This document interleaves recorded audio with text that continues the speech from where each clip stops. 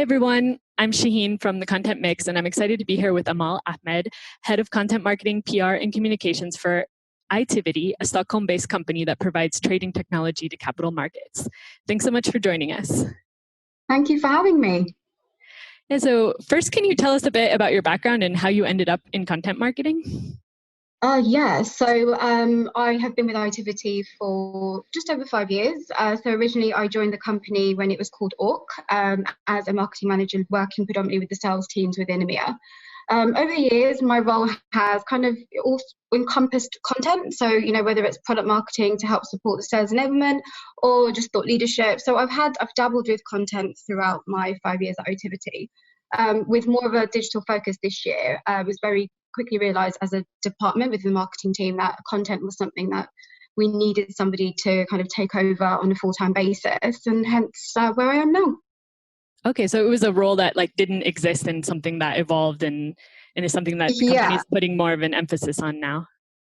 Yeah, I think you have this change of mindset within B2B companies. You're seeing more and more, with the longer life cycle, sales cycles, like the need to kind of nurture prospects that you have and be able to kind of talk to them throughout this process of, they're making decisions and be able to kind of, I guess, preempt some of the hurdles that you come across. So be able to objection handle, be able to kind of provide information. So I think as a company, we wanted to make sure that we had a focus to be able to kind of not only provide information, but to also, position ourselves as a thought leader, position ourselves as people who actually understood the challenges that our clients were facing. So it was a bit of a natural evolution for us to be able to kind of invest in content and actually really, look at how it can help drive our leads and our sales process as well. Yeah, and for those who don't know, can you explain a bit what Itiviti does? And also, even though the company is based in Stockholm, you're actually in London, right? So it's a global company, right? Yeah. So Itiviti is a really cool, innovative company with next generation technology, changing the way that, I guess, people interact with their trading infrastructure and their technology. What really differentiates Itiviti from the competition is the fact that we have quite new technology, which is always fun and exciting. And being a technology vendor, it's a space that we kind of see there being a lot of potential for growth for both ourselves and our clients. So, yeah. Okay, great. And I noticed that the kind of content that you're producing is very oftentimes technical, and it seems that it requires expertise from members of your team. So I was curious, how do you manage that, sourcing that content from your team and turning that into, because I imagine those people aren't writers, so how do you turn that into good quality content? Yes, I mean, that's a great question.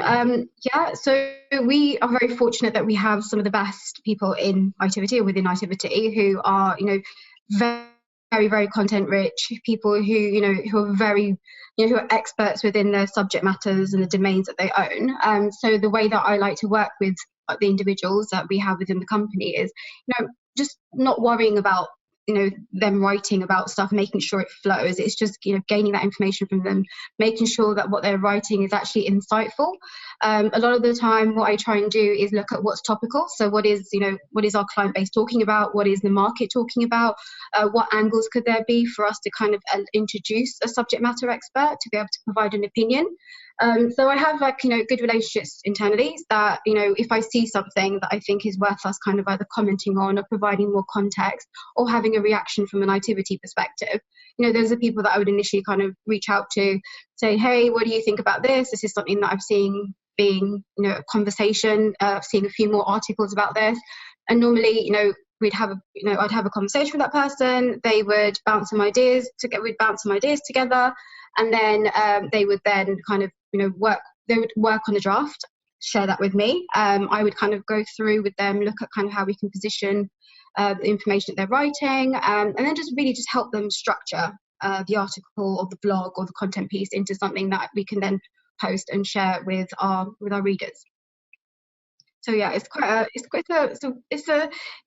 you can imagine, you're working with lots of different people and they all have different styles. So because I've been with the company for fairly number of years, It's, I know the differences in how people like to work. So some people, I really don't need to do anything, and they're amazing. Not that everybody isn't amazing, but they can just write something, and it's just literally me going through and looking at it and tidying it up. Some people need a little bit more help.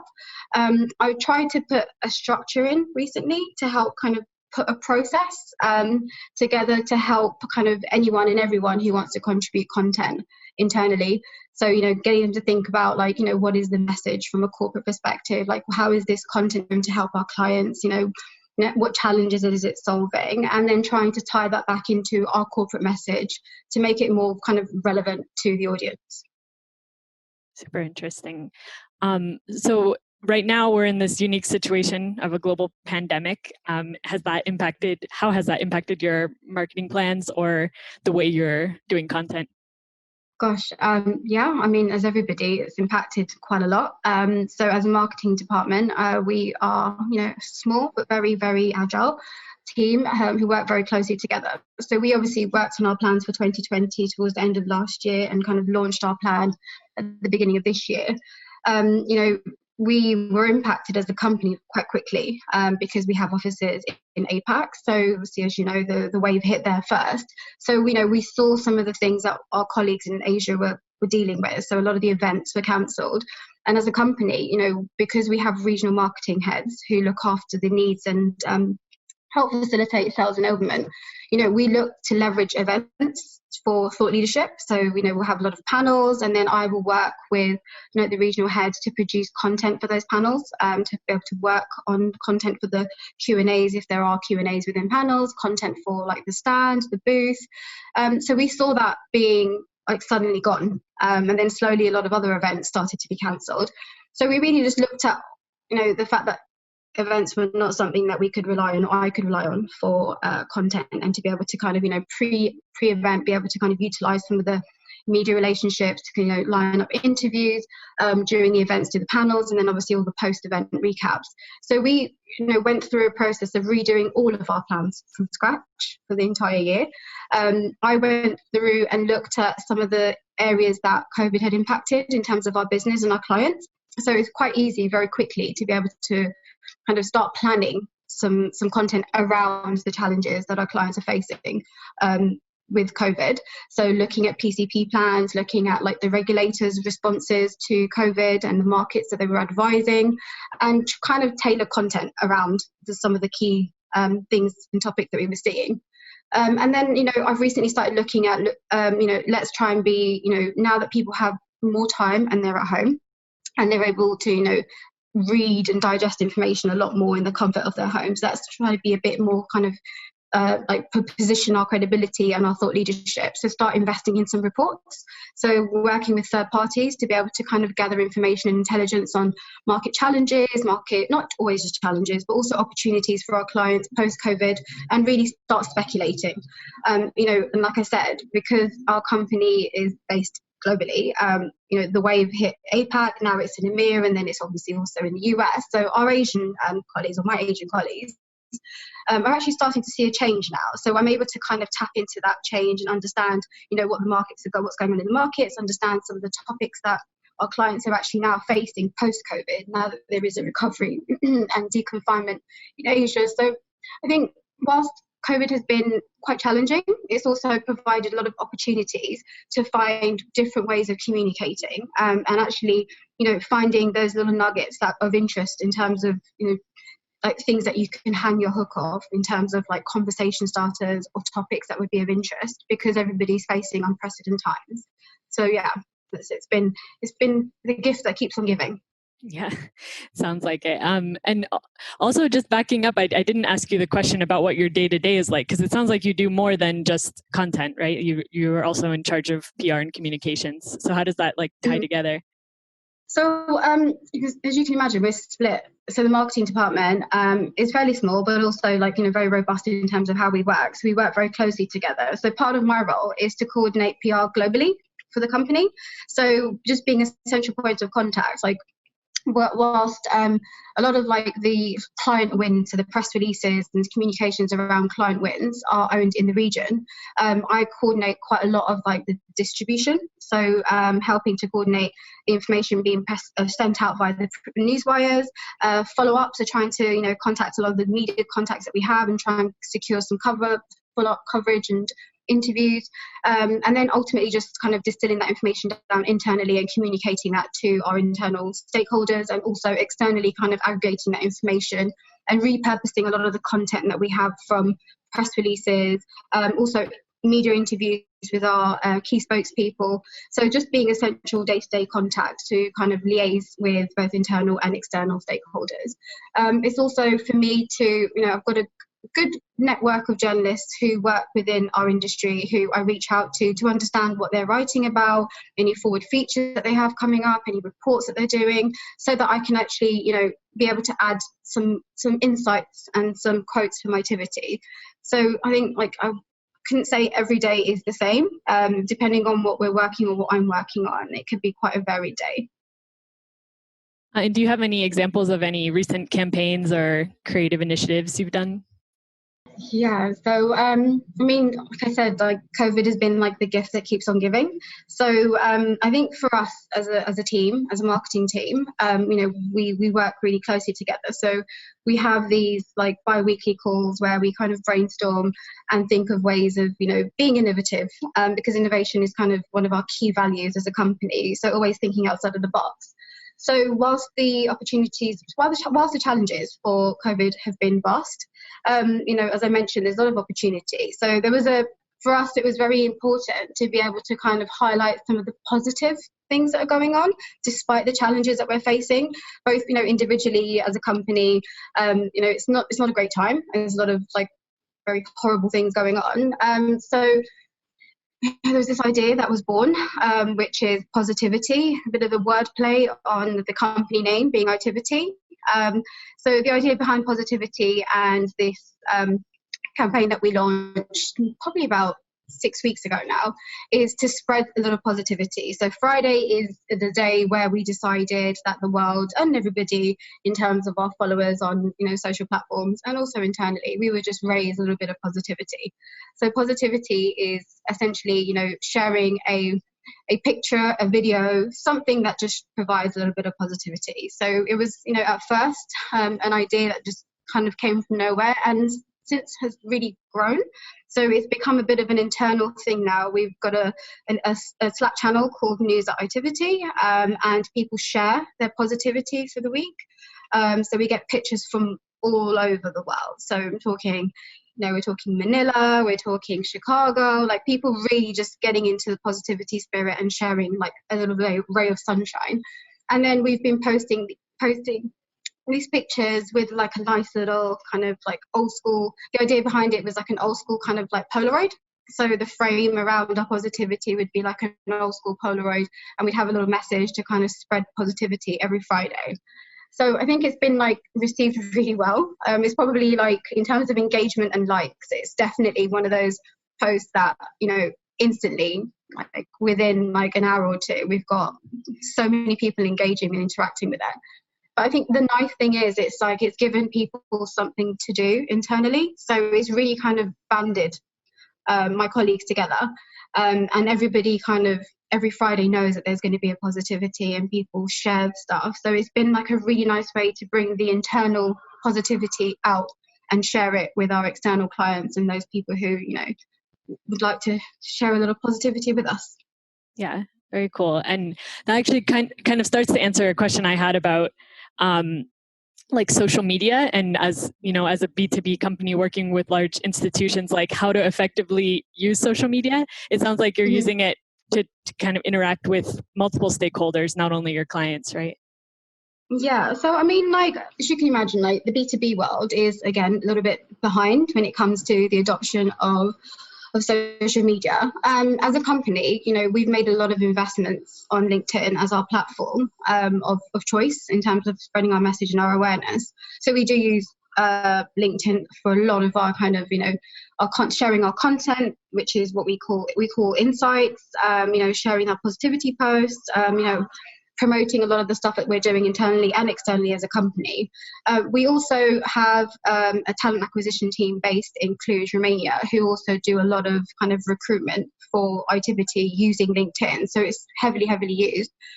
We also use Facebook, in both internally for like our colleagues, but also to attract talent as well. So there's a Itiviti Facebook page where, you know, we share lots of like everyday life at Itiviti. We share our values, we share examples of our values. So I think, you know, for us, those two platforms are very key. And we're looking at how we can increase engagement and always looking at ways that we can improve what we're doing. We also obviously use Twitter. I think, you know, as a B2B company, we are not going to try and change things too much. What's working for us works so far. And, you know, I think you just have to, you know, be sensible about how you communicate with your client base, and have to understand your client base and where your client base is, you know, interacting on a day-to-day basis. So you wouldn't see us kind of promoting our stuff on TikTok, let's say. It might be fun, but ultimately that's not where our client base is. And as you know, our focus at the Content Mix is on the European market. So I was just curious if you have any insights on any unique challenges or opportunities in the European market, or what your experience is doing content marketing in Europe. So yeah, I mean, I think the beauty of Europe is it's very different. So there's always a little cultural differences. So I think it always pays to understand the cultural differences. And I find that speaking to my colleagues who sit within like the different offices, who really do have that intelligence and that who can kind of guide you on what will work and what won't work. So, you know, for example, like in our, you know, we have an office in Paris, we have one in Milan, we also have a Stockholm office. So obviously we're sending out information to a lot of these people based in these countries, in these locations. Is, you know, speaking to my colleagues in Milan, I'm very aware that when we are communicating with our Milan clients, it's very formal, and it's got to be kind of, you know, it's formal, and you've got to address people formally, and, you know, there isn't that kind of like tongue-in-cheek kind of conversations that you have. It's very straight to the point. They prefer very personal engagement. So rather than sending out a mass mailing from, say, marketing team at Itiviti, you know, they prefer to have communications from their day-to-day contacts. So, you know, just being mindful of those kind of things, and, you know, being aware that you can't, you know, it's not a one size fits all with Europe. You know, it's nice to have a message, a key message, but, you know, I think it really does make a difference if you do understand those little cultural differences, and how people do, I guess, digest communication is really important in terms of, like, you know, how they then engage with the communication that you're sending them. So that's been like my experience working in Europe. So are you coordinating content efforts across markets in your role, or is that done at the local level? So, I mean, I'm coordinating some of it on a global level. A lot of it is done in the regions. So working with the regional heads and understanding kind of what content they need help with. So a lot of the time it could just be collecting the information and then helping them to kind of, I guess, format it into, you know, the use that they want to use it for. But a lot of the day-to-day kind of content needs are taken by the region. And I would just only be helping in terms of coordination and also pulling together the right people to help with the content. Mm-hmm. I see. But you have like dedicated channels for different markets, it sounds like. Yeah, we do. I mean, you know, we have a very niche market. So, you know, we're not going to go out to the masses. We know who our client base and our target base are. And we know kind of like, you know, the people that we need to be talking to. So it's not like I said, it's not like a mass communication. It's very tailored, very niche, and very much about understanding like the communication and the messages that you need to get out to these people. Okay, well, great. Well, I just wanted to finish up the interview with a few quick questions on your recommendation. First of all, an app or a tool that you can't work without. Oh, good one. Okay, so I absolutely love Grammarly. I can't live without Grammarly. So it's just the app that you put to make on your phone and your laptop, whatever it is, just to check your spelling and your grammar. I think when you're writing content and you're working with content every single day, sometimes, you know, your eyes do go a bit blurry and like things don't always make sense. So having that on my laptop and, you know, on every document that I'm writing has helped me immensely in terms of kind of just making sure that things are right. And I've kind of put a lot of my colleagues onto Grammarly as well, and my daughter uses it too as well, which is pretty cool. And I think HubSpot as well is a huge thing for me. Like, in terms of just, being able to go to a place and be able to kind of look back through best practice, like hints and tips and tricks is really good. They have a lot of good content, especially for inbound marketing, which is like, methodology that I'm very much in favor of. So yeah, those two, Grammarly and HubSpot. Okay, great. And marketing, who's a marketing influencer who you follow? I have got quite a few actually that I follow, but again, I think Brian Halligan, again, the CEO of HubSpot, is for me very much a pioneer in terms of kind of how he's grown his business, how he's been able to kind of branch out into different areas in terms of HubSpot for marketing, for sales and CRM, and really bringing in together the inbound journey for B2B as well has been really helpful. Awesome. And would you recommend any valuable European group or event? Yeah, so I mean, I'm London based. I tend to go to the B2B Marketing Expo, which is a huge expo over 3 days in London, normally around March. Unfortunately, it was postponed for this year. But I mean, for me, that's like really, really valuable in terms of, really understanding new technologies, understanding new ways and new practices. As you can imagine, marketing is forever evolving, and it's good to make sure your finger stays on the pulse. So the B2B Marketing Expo for me is great. I also, subscribe and read a lot of information from the Content Marketing Institute, which is again very helpful. As I mentioned, my content role has been official as of this year. So it's always good to understand best practice, understand, experiences from people who've been in content for a lot longer than I have, and really learn from them as well. So those two. So the B2B Expo, great event. Fortunately not happened this year, and the Content Marketing Institute. Yeah, it seems like it'll be a while till we get to go back to marketing events or any kind of events. Well, those are great tips. If you just want to end with any parting advice you might have for those looking to get into content marketing or who want to advance in their careers. Yeah, I mean, like I said, I'm still finding my feet in terms of my new role within content marketing at Itiviti. I think, I think it's good to understand your market. It's good to understand your databases that you have today. So the people that you're already marketing to, because I think when you understand, your insights of who you're actually engaging with, then it makes it that much more easier to be able to, I guess, craft content that makes sense and that is actually, going to resonate well with people. I'm really anal when it comes to processes, so I try and be as organized as I possibly can be. So I do have a documented content marketing process, and this was like a brainstorm between myself and a colleague of mine. What would be the ideal way of creating content from start to end? So everything from initial idea right the way to when you're publishing, and then trying to repurpose that content. So I think it really helped to kind of go through every single step, because then you can kind of think where you can leverage other people within your team, other members within your company. And then also, you can pull in ideas from kind of how do you then take this to digital? How do you then what format would work? So I think for me, it's, understanding your audience, understanding what's resonating with your audience, and then being organized enough to, if you have the time, put together a process, because I think it's then just good to be able to be referred back to and see that you're going in the right direction. And obviously always measure. Do as much as you can in terms of, it's never going to be perfect. Get it to 90%. And then put it out there and see how it works, and then learn from any mistakes or learn from the great stuff that's working, and keep doing the stuff that works. Excellent advice. So yeah, thank you so much for that, Amal. And thank you for joining us on the Content Mix podcast. Oh, thank you very much for having me. It's been great. And yeah, it's been good talking to you. Thanks again. And thanks everyone for listening in. For more perspectives on the content marketing industry in Europe, check out thecontentmix.com. We'll be releasing a lot more interviews like this one on this podcast, so keep tuning in. Thanks.